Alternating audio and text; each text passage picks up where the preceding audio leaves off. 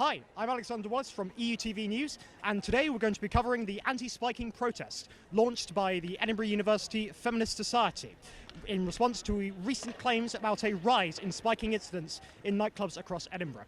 We're going to be following them down in that direction towards Cowgate and ask them a few questions about why they've come today and what they hope to see in order to reduce instances of spiking in the future.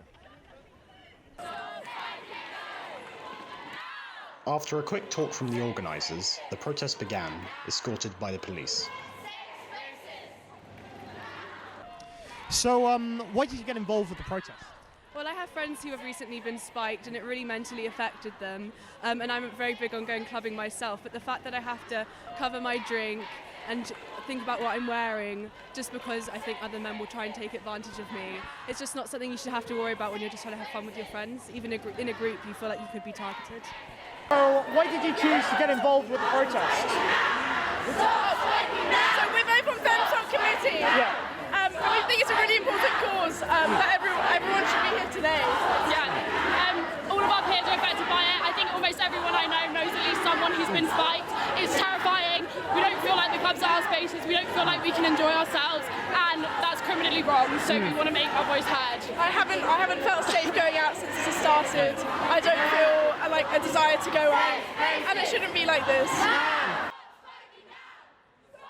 Once the protesters arrived outside Parliament, we were able to ask them to reflect on the protest. So, how do you feel the protest went today?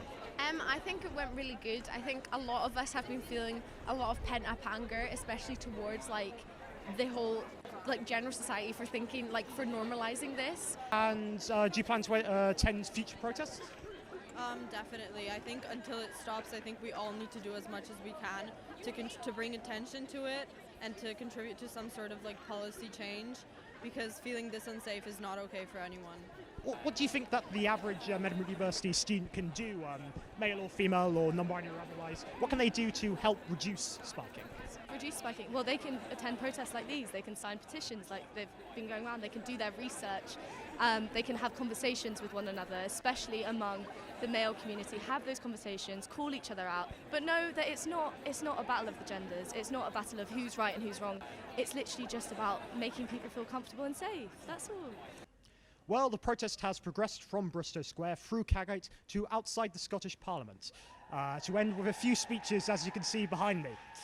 As we were progressing through Cowgate, I noticed that a lot of the members of the public stood outside and seemed to take notice, so perhaps that's had an effect on public opinion.